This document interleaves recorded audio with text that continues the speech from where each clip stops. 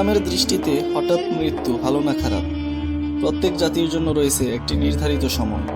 কাজেই যখন তাদের নির্ধারিত সময় এসে যাবে, তখন তারা না এক মুহূর্ত পিছিয়ে যেতে পারবে, না এগিয়ে যেতে পারবে। লাইফের আজকের আয়োজনে আপনাদের স্বাগতম। আমাদের অনুষ্ঠান ভালো লাগলে আমাদের চ্যানেলটি সাবস্ক্রাইব করুন এবং পাশে থাকা বেল আইকনে ক্লিক করে আমাদের পরবর্তী অনুষ্ঠান দেখতে সাথেই থাকুন।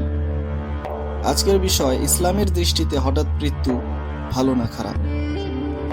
পত্রিকার পাতা অথবা সংবাদ মাধ্যম যেখানেই চোখ বুলাবে, সবখানেই দুর্ঘটনার মানুষের মৃত্যুর খবর।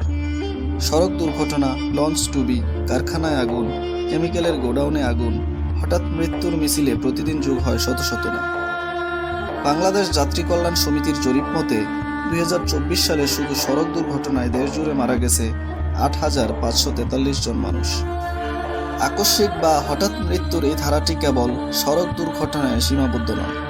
সারা বিশ্বে প্রতিদিন brain stroke, heart attack, blood circulation, রক্তে অ্যাসিডিটির পরিমাণ বেড়ে যাওয়া এর মতো জটিল রোগে আক্রান্ত হওয়ার কারণেও বেড়ে চলেছে আকস্মিক বা হঠাৎ মৃত্যু। অন্যদিকে মধ্যপ্রাচ্যের মতো যুদ্ধ বিধ্বস্ত অঞ্চলে বোমা, গ্যাস বোমা, হাইড্রোজেন বোমা সহ গণবিধ্বংসী অস্ত্র ব্যবহারের কারণেও দ্রুত বাড়ছে শিশু সহ বেসামরিক লোকজনের আকস্মিক মৃত্যুর হার। সড়ক দুর্ঘটনা, নৌ দুর্ঘটনা, বিমান দুর্ঘটনা, অগ্নিকাণ্ড, গণবিধ্বংসী অস্ত্রের ব্যবহার, জটিল রোগ, উপসর্গবিহীন রোগ বা অন্য যে কোনোভাবেই হঠাৎ মৃত্যু হোক না কেন, এভাবে যারা মৃত্যুবরণ করে তাদের কেউ কেউ নিদারুণ কষ্ট পেয়ে মারা যায়। আবার কোনো কোনো কষ্ট ছাড়াই ঘুমের মধ্যে অথবা সিজদায় লুটিয়ে পড়ে অনেকে মারা যাওয়ার খবর শোনা যায়। মৃত্যু যেভাবেই হোক, জন্মিলে মরিতে হয়, এটাই চিরন্তন সত্য। রাব্বুল আলামিন বলেন, সকল জীবকেই মৃত্যুর স্বাদ গ্রহণ করিতে হইবে। ইমাম রাহমাতুল্লাহ আলাইহির মতে কোনো কোনো মুসলিম মনীষীগণ এই মত পোষণ করেন যে আকস্মিক বা হঠাৎ মৃত্যু বেড়ে যাওয়া হলো কিয়ামতের আলামত। তারা মনে করেন মানুষের মৃত্যু হতে পারে যে কোনো সময়, যে কোনো মুহূর্তে। কার দুয়ারে কখন মৃত্যুর ফেরেশতা এসে করা নাড়বে নিশ্চিত করে কেউই বলতে পারেন না। দুনিয়ার জীবন ক্ষণস্থায়ী এবং এটা আখিরাতের অনন্ত জীবনের জন্য প্রস্তুতি গ্রহণের উর্বর ক্ষেত্র। দুনিয়ার জীবনে যিনি যতটা ভালো প্রস্তুতি গ্রহণ করবেন, আখিরাতের জীবন তার ততটাই সুখী সমৃদ্ধ হবে। মনীষীরা বলেন, অবসরকে কাজে লাগাও, যত পারো সিজদায় লুটিয়ে পড়ো। আর ফেরেশতারা আসতে পারে যে কোনো সময়। হঠাৎ করে একদিন কত সুস্থ মানুষ মারা যায় বিনা রোগে, বিনা যুদ্ধে, কোনো দুর্ঘটনা ছাড়া। সুস্থ সবল মানুষটা চলে যায় হঠাৎ।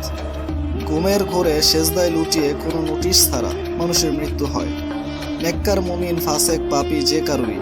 কিন্তু প্রশ্ন হলো, হঠাৎ করে মরে যাওয়া কি কোনো আজব বা শাস্তি? আকস্মিক মৃত্যু হলে মানুষ অনেক সময় তওবা করারও সুযোগ পায় না। ইমাম আবু দাউদ এবং আহমদ বিন হাম্বল রাহমাতুল্লাহ আলাইহির মতে মুমিন বান্দাদের জন্য আকস্মিক মৃত্যু এক ধরনের রহমত স্বরূপ। কেননা দ্রুত মৃত্যুর কারণে মুমিন তার স্থায়ী নিবাস আখিরাতের পথে দ্রুত যাত্রা শুরু করতে পারে। পক্ষান্তরে পাপী মানুষের জন্য আকস্মিক মৃত্যু এক ধরনের শাস্তি স্বরূপ।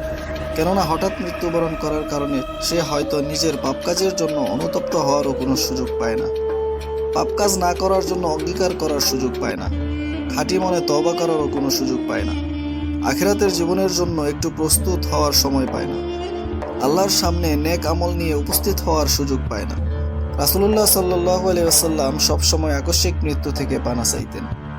আল্লাহর দরবারে দোয়া করে বলতেন, হে আল্লাহ, আমি আপনার নিকট আশ্রয় চাই আপনার দেওয়া নেয়ামত দূর হয়ে যাওয়া হতে, আপনার দেওয়া সুস্থতার পরিবর্তন হয়ে যাওয়া থেকে, আপনার সকল প্রকার অসন্তুষ্টি থেকে। আমাদের সকলকে আকস্মিক বা হঠাৎ মৃত্যুবরণ করা থেকে হেফাজত করুন, আমিন।